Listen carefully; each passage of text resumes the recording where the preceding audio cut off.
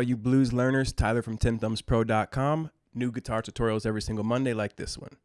Today we're going to talk about the blue note. Your scale has a minor third, your chord has a major third. Those two notes are a big reason of why blues has its sound. Learning to play with this sound will take your blues soloing from amateur to professional sounding very quick and easily. So here are 5 licks that show you exactly how to do that. Printable tabs in the notes by becoming a Patreon. You will also see links in the description, including my email if you want some one-on-one lessons via Zoom or Skype. Let's do it. Grab the guitar brain attention span, follow me on in, and let's learn how to take our blues playing to the next level. Playing on the difference between the G and the G sharp, between your chord and your scale, is a very classic blues sound that can take your blues from just basic amateur sounding all minor stuff to another level of sophistication. And that's what we're talking about today.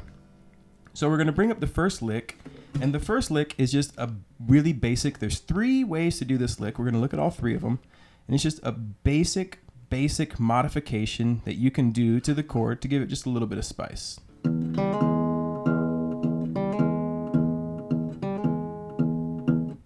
So there's 3 ways to do this, and essentially what we're doing is we're playing on the bass, every quarter note, because it's our E note, our E string. So we're just going 1, 2, 3, 4, 1, 2, 3, 4, and I'm getting a nice palm mute going.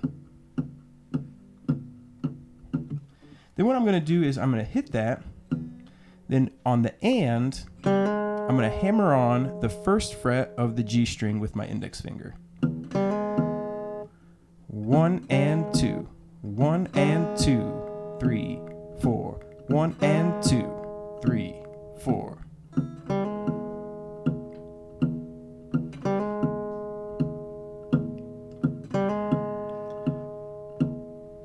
Okay. Now, another way to do the exact same lick is to hit that hammer on the and, but instead of it have it be an instant thing, you're going to play an open on the 1. So you're going to play the open G string and the open E together on the 1. And then you're going to hammer on the and, like 1 and.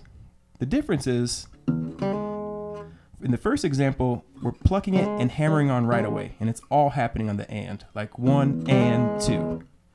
This one, you're going to play the open string at the same time. 1, wait a little longer, and then hammer on the and, like 1 and 2, 3, 4.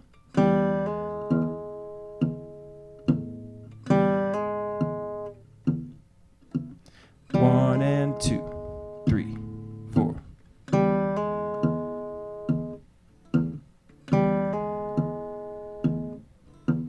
Okay, then the third one, which is probably the hardest but definitely the coolest, is you're going to hit the open on the and, 1 and, but you're going to hammer on the second beat at the same time you play that bass. 1 and 2, 3, 4. 1 and 2, 3, 4.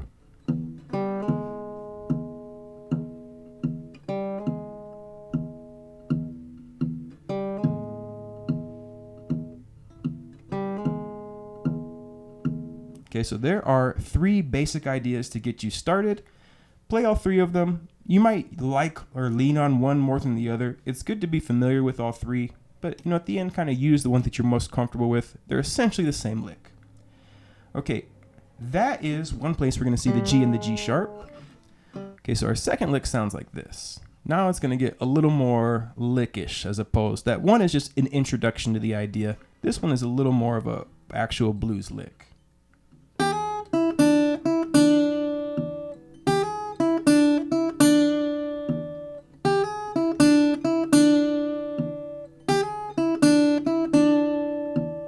So we have a G note, 3rd fret, E string. So of course the G sharp is on the 4th fret. The note in our scale is our G. The G sharp is the note in our chord. And you only want to do these ideas over the 1 chord, meaning if you're playing blues in E, once you get to the A, you're just going all minor vocabulary. Then when you get back to the E, you can do these ideas again. So you're going to hammer on, you're going to pinch the low E and the 3rd fret of the high E together at the same time. And then you're going to hammer on the 4th fret. After you do that, your ring finger is going to come down and play the 5th fret of the B string. Then you're going to come back and grab the 3rd fret of the B string on the 2nd beat. 1 and 2. And when you get back to that one, you want to hit the bass again.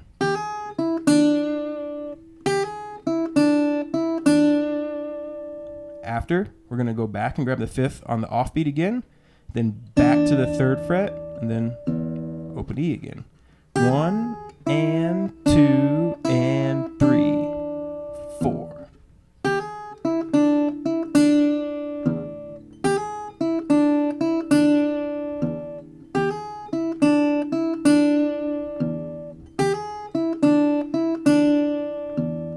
Okay, another really cool way we can do this is instead of the hammer-on, we can do a blues curl.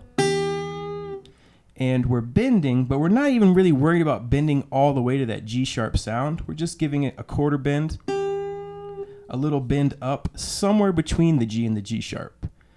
It implies the G-sharp. Even though it's only a quarter tone, meaning it would really be a note between G and G-sharp, it still implies the G-sharp. Really cool sound.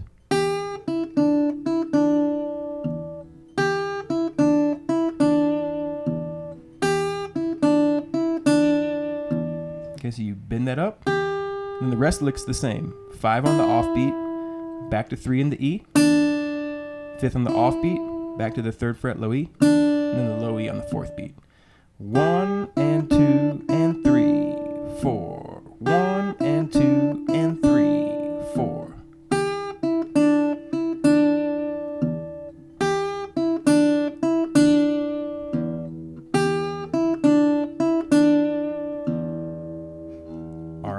Love that one. Love the sound. So cool. So cool.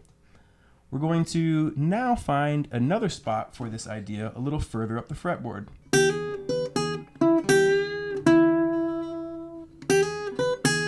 Really cool sound. So we're going to start off here, 8th fret of the B string, which is a G note, you guessed it. And then the 9th fret is our G sharp. So we're going to pluck the low E and the 8th fret together and then hammer onto the 9. Index finger is going to come down and grab the B note here on the E string, which is the 5th interval. This is an E that comes from this E shape here, right? So we have this E chord, and then this is E minor. And that's where these ideas are coming from. After that 7th fret on the offbeat, you're going to go back to the 9th fret of the B string against the open E. And then you're going to use that same finger and roll over to the 9th fret of the G string on the offbeat, which is, you guessed it, our E note, our root.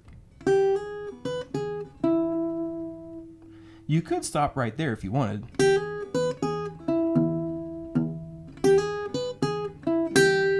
But right after that, we're going to come back to that 8th fret with our middle finger. And this time, instead of hammering on, we're going to do that blues curl again. Quarter bend. And then back to the 9th fret of the G string.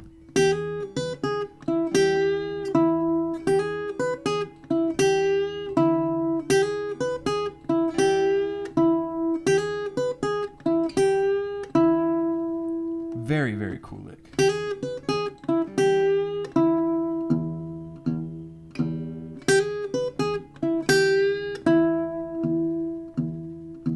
Love that sound. All right. So that was the 3rd lick. Let's go ahead and jump and have a look to the 4th lick. This is another really, really cool one. They're all cool. Okay, so this next one starts off with this really cool triplet, 3 and 3 on the E and the B, slide to 2, and then open, open. Then you're going to come down with your ring finger on the 3rd fret of the B string and your middle finger right here on the 2nd fret of the, the G string. You're going to bend those both a little bit and play them open, and then you're going to drop down and play the open E and the E note to resolve it. So it's the open E string and the second fret of the D.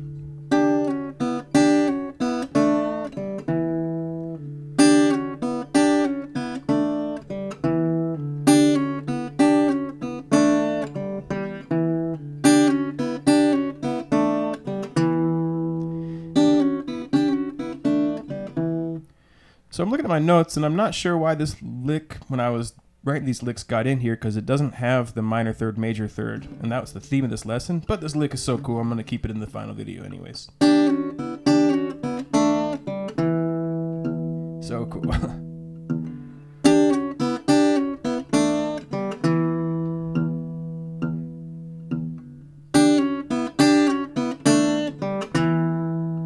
Just a really, really cool blues lick. So there you have it. That one actually didn't have anything to do with the minor major third, but it sounds really cool.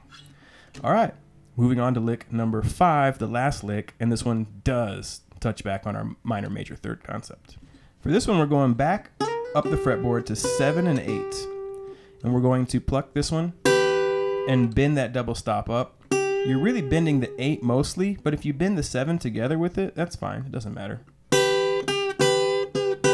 And you're 1 and 2, 1 and 2, 3. You're going to do that.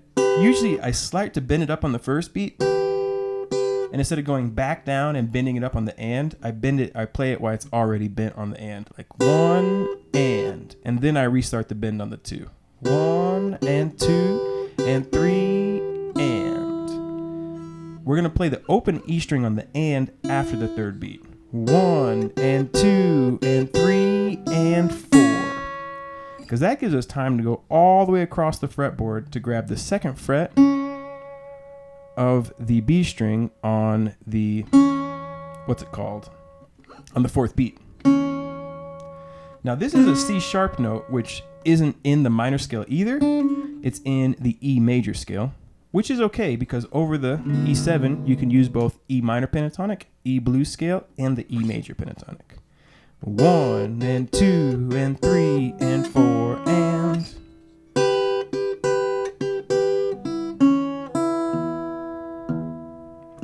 One and 2 and 3 and 4 and.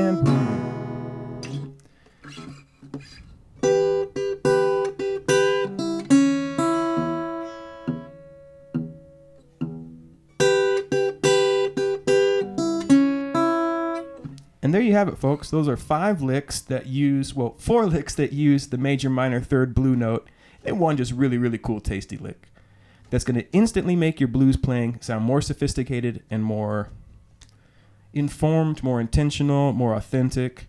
Just really make sure you focus these ideas over the E7 chord, the 1 chord, because once you get to the 2 chord, or the 4 chord, in this case A7 does have a G note in it. So you don't want to bend off to the G sharp because you're leaving the chord tone. So those ideas work over the 1 chord, but not the 4 chord.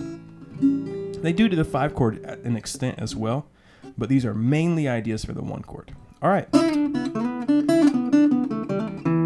Until next time, keep on rocking and rolling. Keep it bluesy, friends. Take care. There you have it, folks. 5 licks that show you exactly how to get the most out of the difference between that flat third and the major third, what it really is, kind of explaining how it works, and then just breaking it down and having some fun with it. Tenthumbspro.com. We'll catch you next Monday for guitar, Wednesday, Saturday for ukulele. Take care. Have a lovely week. And until next time, keep it bluesy, friends. Rock and roll. Take care.